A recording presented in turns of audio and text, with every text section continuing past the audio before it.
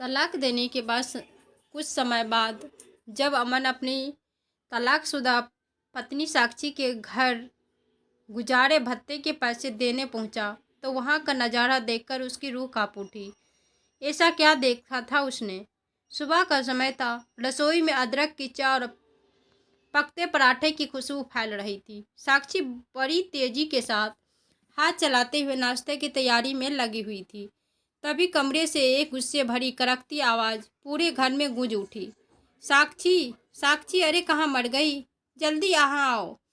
आवाज़ इतनी कड़क और तल्ख थी कि उसका दिल सिहर उठा। उसकी सांसें तेज हो गई। उसने जल्दी जल्दी पराठा सेक कर तवे से उतारा, गैस बंद की और हाथ पोंछते हुए कमरे की तरफ भागी।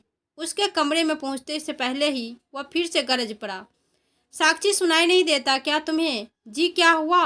उसने कांपती हुई आवाज़ में पूछा। तुम्हें कितनी बार कहा है कि मेरी पहली आवाज़ में ही मेरे सामने हाजिर हो जाया करो। कहते हुए सुमन ने अपनी शर्ट उठाई और साक्षी की तरफ फेंकते हुए बोला, आज मुझे यह शर्ट पहनकर ऑफिस जाना है, इसे अच्छे से इस्त्री कर दो। साक्षी ने जल्दी से अमन की शर्ट उठाई और उसे इस्त्री करने लगी।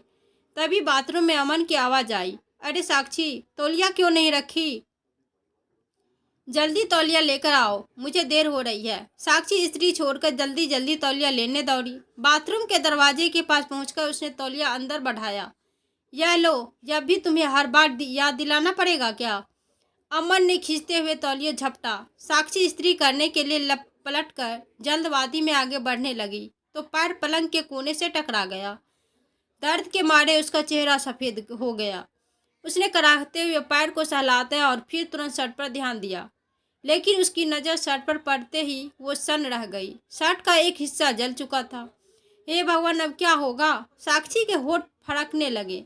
वह डर के मारे बुरी तरह कांप रही थी। लेकिन तभी बाथरूम का दरवाज़ा खुला और अमन बाहर आ गया। मेरी शर्ट तैयार है? उसने गुस्से में पूछा। लेकिन साक्षी कुछ बोल ही रही नहीं पाई। जैसे ही अमन ने जली हुई शर्ट देखी, उसकी आंखें गुस्से से लाल हो गई। तुमने यह क्या कर दिया? यह मेरी फेवरेट शर्ट थी। वह गर्जा। सॉरी, वह गलती हो गई। साक्षी ने सफाई देने की कोशिश की तो अमन चिल्लाया, तुमने एक काम भी ठीक से नहीं होता। तभी पास के कमरे से रेखा, अमन की बड़ी भाभी, बड़ी शान से अंदर दाखिल हुई। उसकी चाल में अजीब सी आत्ममुग्धता थी। अरे देवर जी, इतनी सी बात पर इतना गुस्सा? एक शर्ट की तो जली है और आपको तो पता ही है कि इस बेचारी से कोई काम ढंग से नहीं हो पाता। मैं अभी आपके भैया की शर्ट लेकर आती हूँ, आप वह पहनकर ऑफिस चले जाइए। वैसे एक बात कहूँ, अगर आपने मेरी बहन के साथ शादी की होती तो बात कुछ और ही होती। रेखा ने अपनी मुस्कान को और चौड़ा करते हुए कहा। उसकी बातों के पीछे छिपा व्यंग साक्षी के दिल में चुभ गया। साक्षी की आंखें अब पूरी तरह से भर चुकी थी, लेकिन किसी तरह उसने अपने आंसुओं को रोक के रखा।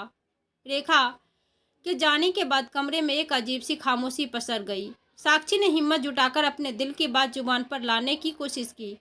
आप मुझसे इतना गुस्सा क्यों करते हैं? मैं मानती हूँ कि मुझसे गलती हुई, लेकिन आप मुझसे आराम से भी तो बात कर सकते हैं ना? क्या हर बात पर चिल्लाना जरूरी है? यह सुनने की ही अमन ने साक्षी की ओर घूरते हुए कहा, क्या कहा तुमने? इसमें भी गलती मेरी है? नहीं, मैं दोष नहीं दे रही, बस यह कह रही हूँ कि साक्षी ने संभालते हुए कहा। ना चाहा पर अमन का क्रोध से लाल हुआ चेहरा देखकर उसकी आवाज़ टूटने लगी। अच्छा, अब तुम मुझे सिखाओगी कि मुझे कैसा बर्ताव करना चाहिए? अमन ने साक्षी के बाल पकड़ते हुए कहा, छोड़िए मुझे। कहते हुए साक्षी ने बड़ी मुश्किल से उसकी पकड़ से अपने बाल छुड़ाए। मैं भी इंसान हूँ, इस तरह का व्यवहार सहन करना अब मेरे बस की बात नहीं। साक्षी की आवाज़ उर्वासी हो गई। अमन का गुस्सा सातवें आसमान पर पहुंच चुका था। अच्छा, क्या कहोगी तुम? क्या बोलो बोलो ना। कहते हुए अमन ने एक के बाद एक जोरदार तमाचे साक्षी के गाल पर जड़ दिए। थप्पड़ की आवाज़ें से पूरा कमरा गूंज रहा था। साक्षी का सिर चकराने लगा। वह सदमे में थी। उसकी आंखों में आंसू भर आए, लेकिन वह खामोश रही। दरवाजे के पास खड़ा 5 साल का विवान यह सब देख रहा था। वहाँ एक तरफ उसकी माँ सहमी हुई खड़ी थी, वहीं दूसरी ओर अपने पापा की आग उगलती आंखें देखकर उसे ऐसा लग रहा था जैसे आज वह उसे मार ही डालेगा। उसकी मासूम आंखें पिता की यह इस हरकतें से डर और दर्द से भर गई। वह दौड़कर अपनी माँ के पास पहुंचा और उसके गले से लिपट गया। पापा, आप मम्मी को मत मारो, विवान चिल्लाया। उसकी आवाज़ डर और घबराहट से कांप रही थी। अमन विवान की आवाज़ सुनकर गुस्से से तमतमाते हुए बोला, अपनी माँ की तरह बहुत बोलने लगा है तू। लगे हाथ, मेरी भी अक्ल ठिकाने लगा ही देता हूँ। कहते हुए वो जैसे ही अपने बेटे पर हाथ उठाने लगा तो साक्षी उसके आगे आ गई। नहीं, मेरे बच्चे को हाथ लगाने की कोशिश मत करना, साक्षी ने विवान को अपने सीने से लगाते हुए लगभग चीखते हुए कहा। उसकी आंखों में गुस्सा और बेबसी दोनों झलक रहे थे। इधर अमन गुस्से में उबलते हुए साक्षी को बुरी बुरी गालियां देने लगा और कुछ देर बाद कोई दूसरी शर्ट पहनकर गुस्से में उसने अपना बैग उठाया और दरवाजे से बाहर निकल गया। दरवाजे जोर से बंद करने की आवाज़ के साथ घर में एक अजीब सा सन्नाटा छा गया। साक्षी घुटनों के बल बैठ गई और विवान को गले से लगाकर फूट फूट कर रोने लगी। मम्मी, पापा इतना गुस्सा क्यों करते हैं? विवान ने उर्वांशी आवाज़ में पूछा, लेकिन साक्षी के पास उसके सवाल का कोई जवाब नहीं था। दोनों देर तक एक दूसरे से चिपके बैठे रहे। साक्षी विवान को सहलाने की कोशिश कर रही थी, लेकिन उसके अंदर भी एक तूफान उमड़ रहा था। साक्षी की आंखों में बीते वक्त की यादें तैरने लगी। साक्षी एक साधारण और संस्कारी लड़की थी। जब वो केवल 10 वर्ष की थी तो उसके माता पिता का देहांत हो गया था। उसके बाद उसकी परवरिश उसके चाचा चाची ने की थी। चाची को उससे कुछ खास लगाव नहीं था, लेकिन चाचा उसका बेहद ख्याल रखते थे। पढ़ाई पूरी करने के बाद साक्षी एक कॉलेज में लेक्चर लग गई। जल्दी से एक अच्छा लड़का देखकर उसके हाथ पीले करना चाहते थे। उसका चाचा वही अमन गोपाल जी का छोटा बेटा था। गोपाल जी की तबीयत कुछ ठीक नहीं रहती थी, इसलिए वह चाहते थे कि उनके रहते ही उनके छोटे बेटे का विवाह कर दिया जाए। गोपाल जी और साक्षी के चाचा महेश जी एक दूसरे को अच्छे से जानते थे। एक बार महेश जी के घर आए गोपाल जी ने साक्षी को देखा।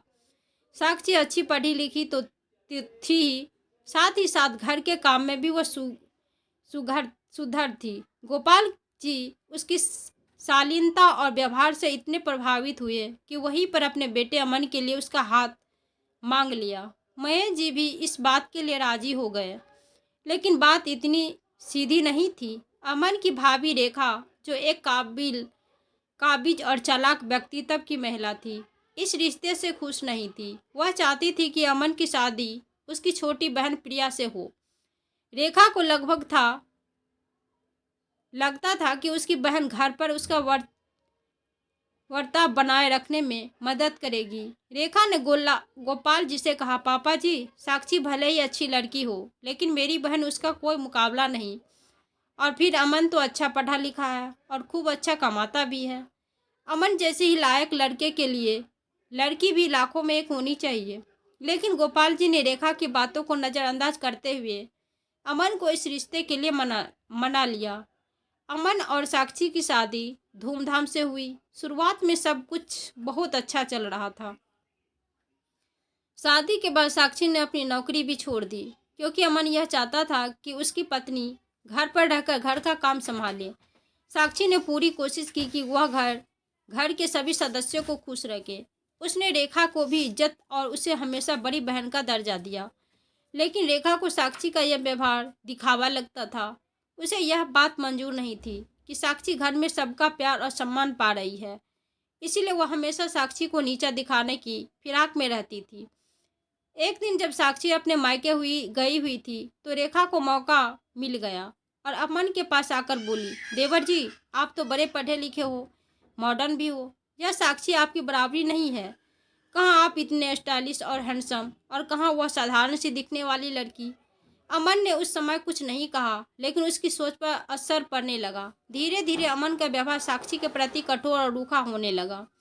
छोटी छोटी बात पर उसे डांटता, ताना मारता और कभी कभी हाथ भी उठाता।